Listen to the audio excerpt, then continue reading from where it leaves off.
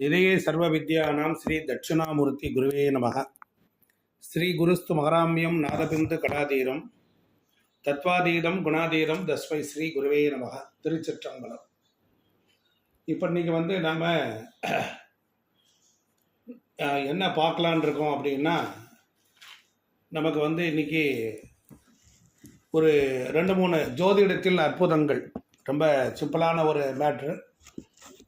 அதில் இப்போ தசாபுத்தி பலன்களில் மறைந்திருக்கக்கூடிய உண்மைகள், தசாபுத்தி பலன்களில் மறைந்திருக்கக்கூடிய உண்மைகள். ராமதாசையா அப்படியே முகத்தை காட்டுங்க. அதாவது இப்போ நம்ம தசாபுத்தி பலன்கள்லாம் எடுப்போம். அப்போ நம்ம ஒரு நட்சத்திரத்தில் பிறந்திருக்கிறோம். தசை புத்தி அந்தரம்லாம் நமக்கு எடுக்க தெரியும். தசை புத்தி அந்தரம் நமக்கு எடுக்க தெரியும். ஆனால் இந்த தசா புத்திக்குள்ளார ஒளிஞ்சிருக்கக்கூடிய ஒரு சில மர்மங்கள் இருக்குது. அந்த மர்மங்களை பற்றி தான் பார்க்க போகிறோம் நம்ம. அது மட்டும் இல்லை, அதில் இன்னொரு நூதனமான முறையில் ஒரு மெத்தட் இருக்குது, நோட் பண்ணிக்கோங்க. இப்போ ஒருத்தருக்கு ஒரு தசை நடக்குது. நம்ம உடனே என்ன பண்ணுவோம், தசையை நோட் பண்ணுவோம். அந்த தசைக்கு நம்ம லக்கணத்துலேருந்து அது எத்தனாவது வீடு, தசாநாதன் யார் அப்படின்னு பார்த்துட்டு, தசாநாதன் வாங்கியிருக்கிற சாரம் என்ன அப்படின்னு பார்த்துட்டு இதுதான் நம்ம பலன் சொல்லுவோம். இப்போ தசை தசை புத்தி இப்படி வச்சுக்கோங்களேன், அந்தரை வரைக்கும் வச்சுக்கோங்க. இப்போ நான் என்ன சொல்ல போகிறேன் அப்படின்னா, இப்போ ஒருத்தருக்கு எத்தனாவது திசை பிறந்ததுலேருந்து அது எத்தனாவது திசைன்னு நோட் பண்ணணும். முதல்ல பிறந்தது, இப்போ உதாரணத்திற்கு ஒருத்தருக்கு பூராடம் நட்சத்திரம் அப்படின்னு வச்சுக்கோங்க. உதாரணம் பூராடம்னு எழுதிக்கோங்க. அது முதல் திசை சுக்கிர திசை வரும். ரெண்டாவது திசை என்ன திசை வரும்? சூரிய திசை வரும். மூணாவது என்ன திசை வரும்? மூணாவது திசை சந்திர திசை வரும். நாலாவது செவ்வாய் திசை வரும். அஞ்சாவது ராகு திசை வரும். ஆறாவது குரு திசை வரும். எல்லாரும் கொஞ்சம் இல்லை, உங்கள் நேரத்தை வீணாக்க மாட்டேன், இல்லை ஒரு ரகசியம் இருக்கிறது நீங்கள், அதனால் எல்லோரும் கவனமாக கேளுங்க. ஏழாவது திசை சனி திசை, அப்படி வச்சுக்குவோம். சரி. எட்டாவது திசை என்ன வரும்? ஒன்பதாவது திசை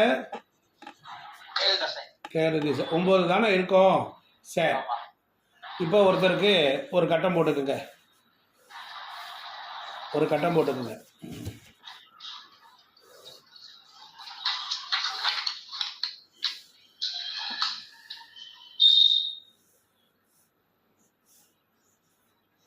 கட்டம் போட்டீங்களா? அவருக்கு கடக லக்கணம்னு போட்டுக்குங்க. அவருக்கு கடக லக்கணம்னு போட்டுக்குங்க. ராஜேந்திரன் ஐயா கொஞ்சம் மூட் பண்ணிக்கோங்க. அப்போ நீங்கள் மூட் பண்ணிக்கோங்க ராஜேந்திரன் ஐயா, சவுண்டு இறைச்சல் கேட்குது. இப்போ கடக லக்கணம். இப்போ சனியை கொண்டுட்டு போய் 9ல் போடுங்க, மீனத்தில் போடுங்க. ராஜேந்திரன் ஐயா நீங்கள் மூட் பண்ணுங்க. இல்லை, மறுபடியும் ஓப்பன் ஆகிடுச்சு, கேட்குது. இப்போ தான் கரெக்ட். அப்போ கடக லக்கணத்திற்கு 9ல் சனி இருக்காரா? 9ல் சனி இருக்கார். இப்போ புதிதான ஒரு விஷயத்தை சொல்லித்தரேன். கடக லக்கணத்திற்கு இப்போ சனி திசை நடத்துகிறார். அதில் சுய புத்தின்னு வச்சுக்கோங்க. இப்போ சனி சுயசாரமே வாங்கியிருக்கிறார், உத்திரட்டாதி சாரம். சனி உத்திரட்டாதி சாரம், அப்போ சுயசாரம். அப்போ நம்ம எடுத்து என்ன பண்ணுவோம்? சனி திசை என்னன்னா, லக்கணத்திற்கு 7 குடையவன் 8 குடையவன், 7 குடையவன் 8 குடையவன் 9ல் அப்படின்னு தானே நம்ம போடுவோம். அப்படி தானே? இப்போ என்ன பண்ணுறீங்கன்னா, இப்போ இந்த சனி எத்தனாவது திசையாக வரார்? இந்த சனி எத்தனாவது? 7வது திசையாக வரார். அப்போ நீங்கள் லக்கணத்தில் இருந்து 7ஆம் வீடு எல்லாம் கவனிச்சுக்கணும். லக்கணத்திலிருந்து 7ஆம் வீட்டு வேலையை இந்த திசை 7வது திசை செய்ய போகுது. அப்போ இந்த சனி திசையில் என்ன பண்ணுன்னா, 1 7 என்கிற வேலையை அழகாக செய்யும். எப்படி செய்யும்? அழகாக செய்யும். இப்போ சனி திசையில் புதன் புத்தி வரப்போகுது. இப்போ சனி வந்து 7ஆம் இடத்துல இருக்கிறார். காலபுருஷ தத்துவத்தின்படி இல்லை, ஒரு திசை முதலில் ஒரு நட்சத்திரத்தில் பிறந்து எத்தனாவது திசைன்னு பார்த்தால் அந்த திசை 6, 8, 12 வரக்கூடாது. 6, 8, 12 வரக்கூடாது. இப்போ நமக்கு தசாநாதன் நிற்கிற இடத்திற்கு எத்தனாவது திசை என்பது அந்த அந்த அந்த கட்டப்பை 7ஆவது கட்டத்தை மார்க் பண்ணிக்கணும். 7ஆவது கட்டத்தை மார்க் பண்ணிட்டா இப்போ இங்கே சனி வந்து 7க்கு பரிணாமம் 11 இருக்கிறார். 7ஆம் இடத்திற்கு பரிணாமம் 9 தானே இருக்கிறார். அப்போ இந்த சனி திசை நன்மை தரும். சரி, புத்திகளில் இன்னென்ன புத்திகள்லாம் சரியாக வராதுன்னு சில பேர் சொல்லுவாங்க, எழுதியே கொடுப்பாங்க. எப்படி எழுதி கொடுக்குறாங்க? இப்போ உதாரணத்திற்கு இது உங்களுக்கு கடகலக்கணமாக இருந்து சனி இருக்குது. இப்போ அடுத்து புதன் புத்தி வரப்போகுது. அப்போ புதன் புத்தி வரும்போது உங்களுக்கு எப்படி இருக்கும்? புதன் எப்படிப்பட்டவர்? அவர் அவர் இல்லைல்ல தசையில் எத்தனாவது புத்தியாக வருவார்? 8ஆவது புத்தியாக வருவார். அப்படி 8ஆவது புத்தி தசைனா அது 8ஆவது திசைன்னு எடுத்துக்கணும், புத்தினா 8ஆவது புத்தி எடுத்துக்கணும். அப்போ புதன் புத்தியில் என்ன செய்வார்? புதன் வந்து 8ஆம் இடம். அப்போ 8ஆம் இடத்தை எடுத்துக்கொள்ளணும். எப்படி எடுத்துக்கணும்? 8ஆம் இடத்தை எடுத்துக்கொள்ளணும். அப்போ 7க்குடையவன் 7ஆவது திசையில் சனி திசை புத்தி அப்படின்னா 8ஆவது புத்தி அப்படின்னும். அப்போ 8ஆவது புத்தி எப்படி இருக்கும்? ஒரு வலி வேதனை இருக்குமா இருக்காதா? நெருக்கடி இருக்குமா இருக்காதா? பிரச்சனை இருக்குமா இருக்கா?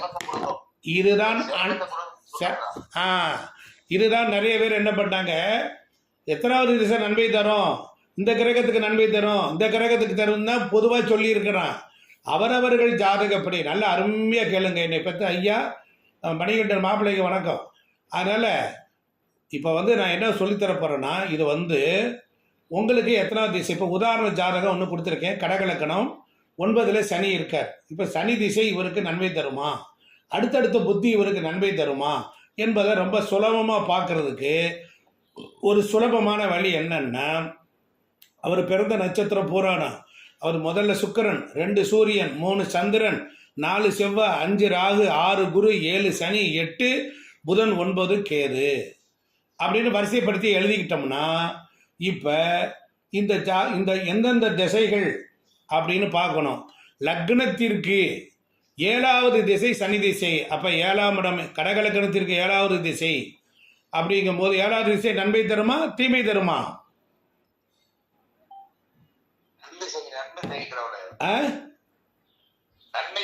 நன்மை செய்யும். ஆனால் சரலக்னத்திற்கு 2, 7 மாரகஸ்தானம். இதுக்குள்ளதான் வித்தை இருக்குது. எத்தனாவது திசை அந்த ஜாதகருக்கு தசா புத்தியை தாண்டி இந்த எண் வரிசையில் கேபி சிஸ்டம் மாதிரி எண் வரிசையில் சில பாதிப்புகளை தரப்போகிறது என்பதை உங்களுக்கு உணர்த்துவதுதான் இந்த வகுப்பு. இதுதான் ஜோதிடத்தில் அற்புதம். நல்லா கவனிச்சுக்கணும். அப்போ 7ஆவது திசை சனி திசை நடக்குது.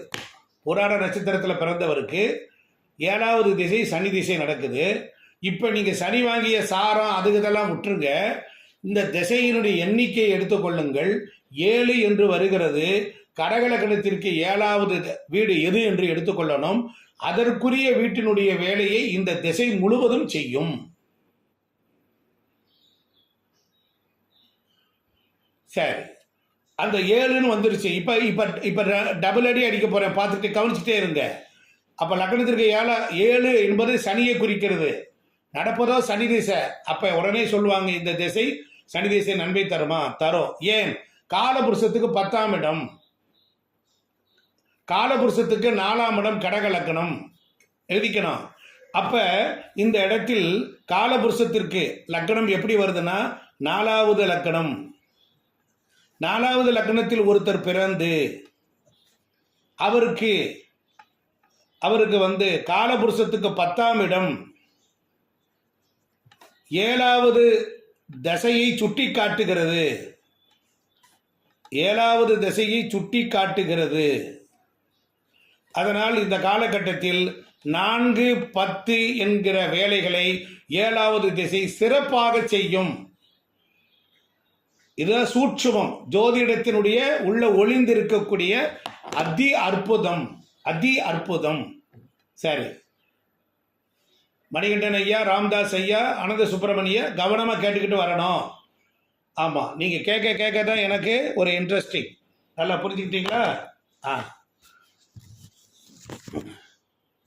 ரைட். இப்போ பாருங்க, நீங்கள் புரிஞ்சுக்கிட்டேங்கிறத உங்கள்ட்ட கேள்வி கேட்பேன், நீங்கள் திருப்பி சொல்லணும். இது வகுப்பு இல்லை, இது ஒரு கெட் டுகெதர்னு வச்சுக்கணும். நீங்கள் வாத்தியார் இல்லை, நானும் வாத்தியார் இல்லை, நீங்களும் மாணவர் இல்லை, நானும் மாணவர் இல்லை, எல்லாருமே ஜோதிட நண்பர்கள். இது ஒரு புது மெத்தேட், இது ஒரு வளர்ந்த ஜோதிடத்தில் அவர்கள் கையாளுகின்ற மெத்தேட். நாம் எல்லாம் வெறும் தசாபுத்திக்கு மாத்திரம் பலன் சொல்லிக்கிட்டு இருப்போம். ஆனால் இந்த ஒரு விங் ஒன்று சுழண்டு கொண்டு இருக்கிறது, இதை மறந்து விடுவோம். உண்மைதானே மணிகண்டன் ஐயா? ஆமாம். அப்போ என்ன ஆகும்னா, இப்போ நல்லா கவனிச்சுக்கணும். 7வது திசை சனி திசை எழுதி கொள்ளுங்கள். அது லக்கணத்திற்கு 2, 7. அப்போ அது கடக லக்கணமாக இருப்பதினால் 7வது திசை எப்படி இருக்கு? 7வது திசை மாரக திசையாகவும் இருக்கும். சத்தானா? மாரக திசையாகவும் இருக்கும். சரி, காலபுருஷத்திற்கு அது எந்த இடம்? காலபுருஷனுக்கு 7ஆம் இடம், 10ஆம் இடமா வருது. 10ஆம் இடமா வருகிறது. அப்போ 10ஆம் வீட்டின் அதிபதி அவர் போய் பரிணாமம் அடைந்திருக்கிறார். 10ஆம் வீட்டின் அதிபதி பரிணாமம் அடைந்திருக்கிறார். ஒரு கிரகம் தன்னுடைய வீட்டிற்கு 3வது வீட்டில் இருந்தால் அந்த கிரகம் என்ன செய்யும்? வளர்த்து விடும். ஆமாம். அப்போ என்ன ஆகும்? இங்கே காலபுருஷத்துக்கு 10ஆம் வீட்டின் அதிபதியான சனி எங்கே இருக்கிறார்? 7 குடையவன் 10 குடையவன் 12ன்னு வச்சுக்கோங்க. ஜனன ஜாதகத்தில் 7 குடையவன் 9. ஜனன ஜாதகத்தில் 2 வகையாக எழுதிக்கிட்டே வரணும். 4 வித்தைகள் உள்ள கொடுக்க போற. ஜனன ஜாதகத்தில் 7 குடையவன் 9. இது வரைக்கும் எடுத்துட்டோம். இது ஒரு ஷார்ட் மெத்தட் எடுத்துட்டோம். சரி, அடுத்த புத்திக்கு போவோம். அப்போ சனி திசை நன்மை தரும். தருமா தராதா? தரும். நன்மை தரும். அப்போ 2, 7 மாரக, 2ஆம் இடம் 7ஆம் இடம் மாரகம். அப்போ இந்த லக்கணத்திற்கு எத்தனாவது வீடு பாதகம்?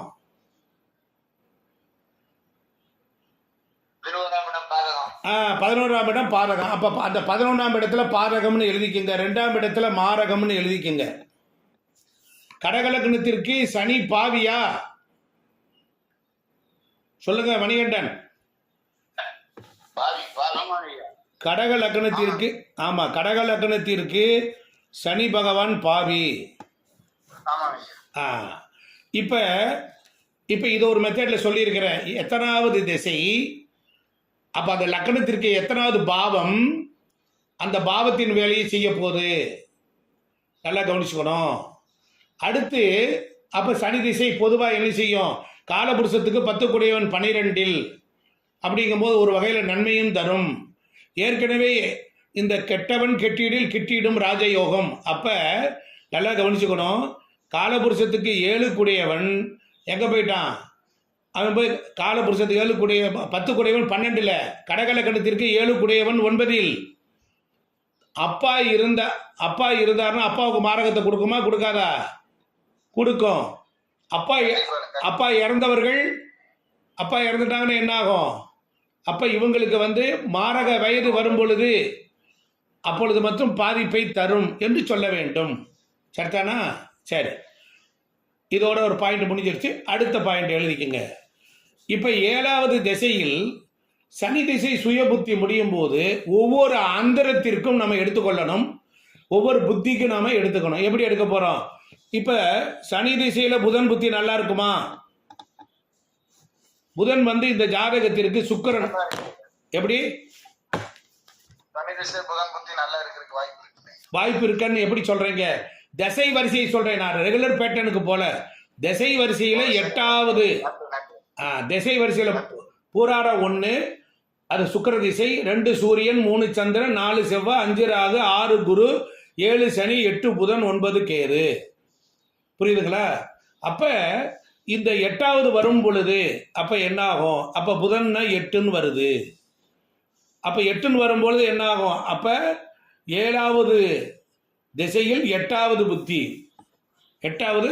வரும். அப்ப சனி திசையில புதன் புத்தியில ஜாதகருக்கு ஒரு பாதிப்பை தருமா தராதா? தரும். ஆமா, அது நிறைய விஷயங்கள்ல வரும். இப்ப பாருங்க, நல்லா கவனிச்சுக்கோங்க. இப்ப ஒரு அப்படியே அமைதியா இருங்க. இப்ப நான் ஒரு விஷயம் சொல்றேன், அப்படியே நோட் பண்ணிக்கோங்க. காலபுருஷத்துக்கு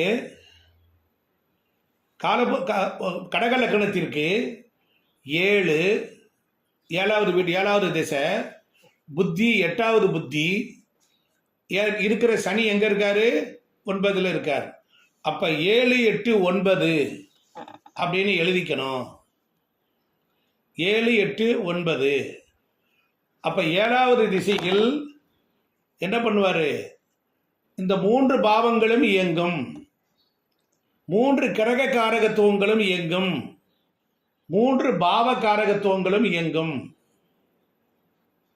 நாம இதெல்லாம் இப்படி இருக்கே தெரியாது நமக்கு. அது யாரும் சொல்ல மாட்டாங்க.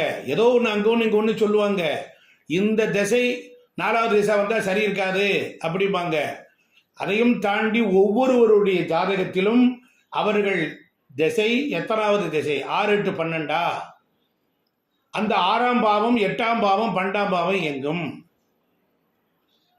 இதை நீங்க அப்ளை பண்ணி பாருங்க. ஒருத்தருக்கு ஜாதக தசா புத்தி நல்லா இருக்குன்னு சொல்லுவோம். ஆனால் அவர் வரிசையில 6ஆம் இடமோ 8ஆம் இடமோ 12ஆம் இடமோ வந்திருக்கும். அப்ப அந்த திசையில பலனை கொடுக்க முடியாது. இந்த தசா புத்தி பலன்களை தாண்டி நல்லா கவனிக்கணும்.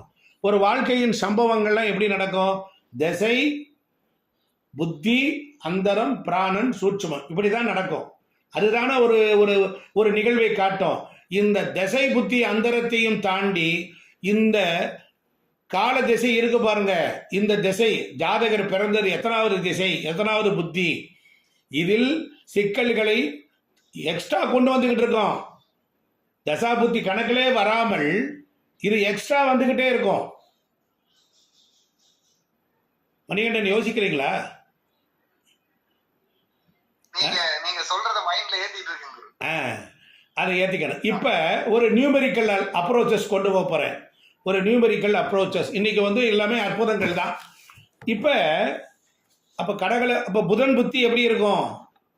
புதன் புத்தி லக்னத்திற்கு 3, 12 குடையவன், காலபுருஷத்திற்கு 3, 6 குடையவன். அப்படி எடுத்து எழுதிக்கணும்.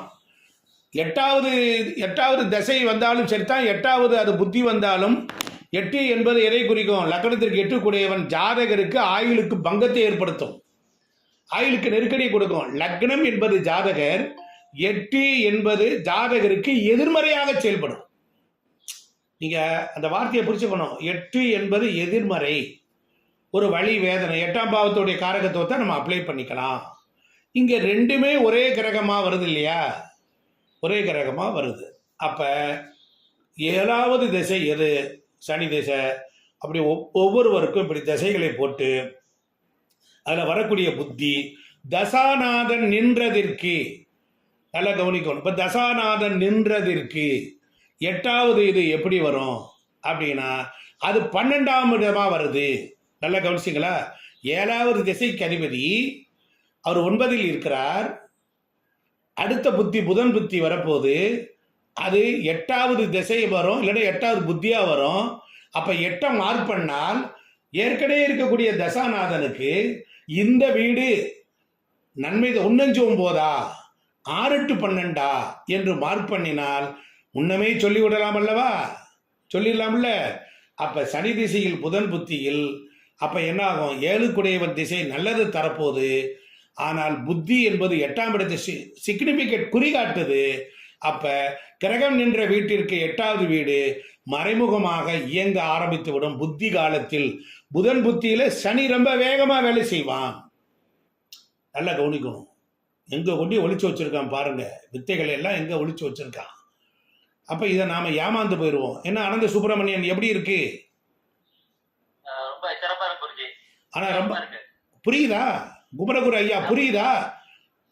மணிகண்டன் குருநாதா புரியுதா? புரியுதுங்க, புரியுது. ஆ புரியும். ஆ இப்போ நீங்கள் இப்போ இதை புரியணும். என் குருவுக்கு தான் நன்றி. இப்போ இதை வந்து இப்போ பாருங்க, இப்போ நம்ம என்ன பண்ண போறோம்னா ஒரு தசை இருக்குன்னு வச்சுக்கோங்க. இப்போ எடுத்துக்கோங்க. இப்போ வந்து காலபுருஷத்துக்கு ஒரு நியூமெரிக்கல் போடுவோம். இப்போ ஏழாவது திசை என்பது எதை குறிக்கிறது? காலபுருஷத்துக்கு அது 10ஆம் இடம். அப்போ 7 10ன்னு நோட் பண்ணிக்கோங்க. 7க்கு பக்கத்தில் 10ன்னு போட்டுக்குங்க. அதுக்கப்புறம் அந்த அந்த இப்போ இதுக்கு வந்து 7வது சனி திசையே வந்துருச்சு. சனி திசையே வந்துட்டதுனால 7 9ன்னு எடுத்துக்கிறோம். இது 7வது திசை சனி திசை வந்திருக்குன்னு சொல்லிட்டோம். அப்போ இந்த காலம் நம்ம லக்னம் நம்ம லக்னம் என்ன லக்னம்? கடக லக்னம். அப்போ கடக லக்னத்திற்கு 1க்கு என்ன திசை? சனி எங்கே இருக்காரு? 9ல் இருக்கிறார் அப்படின்னு போட்டோம். இப்போ சனி சுயசாரமே வாங்கிட்டார். இப்போ எடுத்து எழுதுங்க. என்ன பண்ண? 1 7 9 10 அப்படின்னு எழுதிட்டு இதற்குள்ளர பாவத்தினுடைய சித்து விளையாட்டுக்கள் விளையாடுங்கள். ஜாதகருக்கு 7ஆம் பாவம் 9ஆம் பாவம் 10ஆம் பாவத்தை மெங்கில் பண்ணி சில பலன்கள் சொல்லலாமா வேண்டாமா? மணிகண்டன் 1 7 1 7 1 9 1 10 1 7 9 10 வச்சு நம்ம சொல்லலாம்ல? கணக்கு பிரகாரம் தாராளமா சொல்லலாம். இதை நீங்க சொல்லி அப்ளை பண்ணி பார்த்தீங்கன்னா அந்த ஜாதகர் மிரண்டு போவான். சரியா போச்சா? இது இப்படி சொல்லியாச்சு உங்களுக்கு. அடுத்து அதே மாதிரி புத்திக்கு சொல்லலாம்ல? புத்திக்கு சொல்லலாம். இப்ப புத்தி வந்து புதன் வந்து 12ல் இருக்கிறார். புதன் வந்து அடுத்து வரக்கூடிய புத்தி 12ல் இருக்கார். அப்ப சனி திசையில புதன் புத்தி. அப்ப புதனுக்கு வந்து எடுக்க போகும்போது என்ன பண்ணணும்? அது எத்தனாவது புத்தியா வர்றாரு? 8வது தான் வர்றாரு. அப்ப எழுதிக்கணும் புத்தி புதன் புத்தி. அப்ப அது 8வது திசையா வருது, 8வதா வருது. அதுக்கப்புறம் அவர் எங்க இருக்கிறாரு? 12ல் இருக்கிறார். இப்ப லக்னத்திற்கு எந்த இடத்துல இருக்கிறாரு? அப்ப லக்னத்திற்கு 3க்கும் 12க்கும் ஆதிபத்தியம் உடையவர் 12ல் இருக்கிறார். நல்லா புரிஞ்சிருச்சுங்களா? இப்ப வரிசைப்படுத்தி 3 8 12 புரியுதுங்களா? 3 8 12ஐ புதனோடு சேர்க்க வேண்டும். சேர்த்து இந்த பாவத்துக்கு இப்படி பலன் சொல்லலாம்ல? 3ஆம் பாவம் 8ஆம் பாவம் 12 அப்படின்னா அந்த 3ஐயும் லிங்க் பண்ணி எப்படி இருக்கும்? அப்ப புதன் புத்தி காலத்தில் இந்த 3 8 12 இயங்கும். இதெல்லாம் இது எத்தனாவது திசை, எத்தனாவது புத்தி இப்படி சொல்லும் பொழுது இப்ப இந்த புத்தியில எல்லாமே 3 8 12 வருது. நல்லா இல்ல? 3 8 வந்தாலே என்ன செய்யும்? 3 8 வந்தா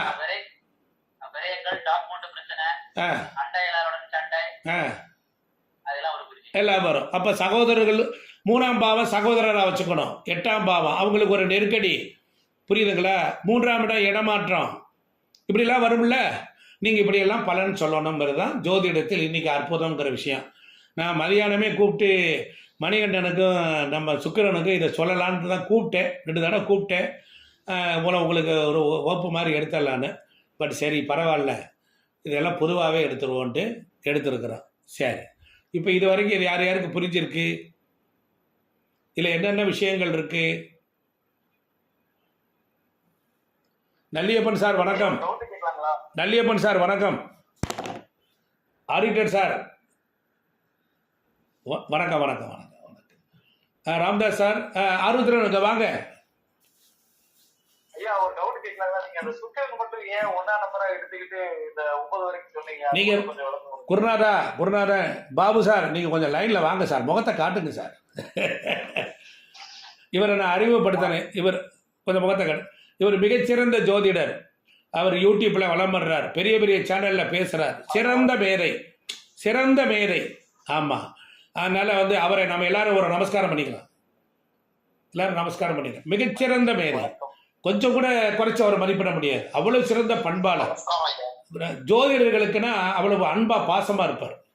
அவர் ஐயா அவர்களை நான் மனமை மொழிகளால் வணங்கி வழிபடுகிறேன். இப்போ கேளுங்க ஐயா, ஏதாவது இந்த சிறு பிள்ளைக்கு தெரிஞ்சதை சொல்கிறேன். ஐயா இல்லைங்கய்யா, அதாவது நீங்க சுக்கிரன் வந்து ஒன்னாதான் வச்சுக்கிட்டு மத்ததெல்லாம் சொல்லிட்டே இருந்தீங்க, ஏன் சுக்கிரன் ஒன்னா வச்சுக்கிட்டு கேக்குறீங்க? அதுக்கு பேர் பூராட நட்சத்திரத்தில் பிறந்திருக்காருங்க ஐயா. அது அதனால யாரு எந்த நட்சத்திரத்துல பிறந்தாங்களோ அது ஒன்னா நம்பரா கால்குலேட் பண்ணி நம்ம பலன் சொல்லுவாங்க. அப்படி இல்லைங்க, முதல் திசைன்னு வச்சுக்கோங்க. முதல் திசை சுக்கிர திசை. இப்போ புராட கிருத்திகைன்னா சூரிய திசை. ஆமாம், நமக்கு தெரிஞ்சது ரெகுலர் பேட்டர்ன் தான் ஐயா. ஆமாம், அதாவது அந்த திசை எத்தனாவது திசைன்னு எடுத்துக்கிறாங்க ஐயா. யார் பேசுறது, எத்தனாவது திசை அப்படிங்கிறது நமக்கு வந்து முதல் திசை வந்து இப்போ நம்ம பிறந்த நட்சத்திரம் முதல் திசை, அதுக்கடுத்த நட்சத்திரம் ரெண்டாவது திசை 3. இப்போ இங்கே 9 வரைக்கும் நம்ம நோட் பண்ணிக்கிறோம். இப்போ திசை என்பது ஒரு சில பேர் 4 திசை 5 திசை 6 திசை வரைக்கும் தான் அனுபவிப்பாங்க. ஆனால் புத்தி வந்து எல்லா திசையிலையும் வந்துக்கிட்டே இருக்கும்.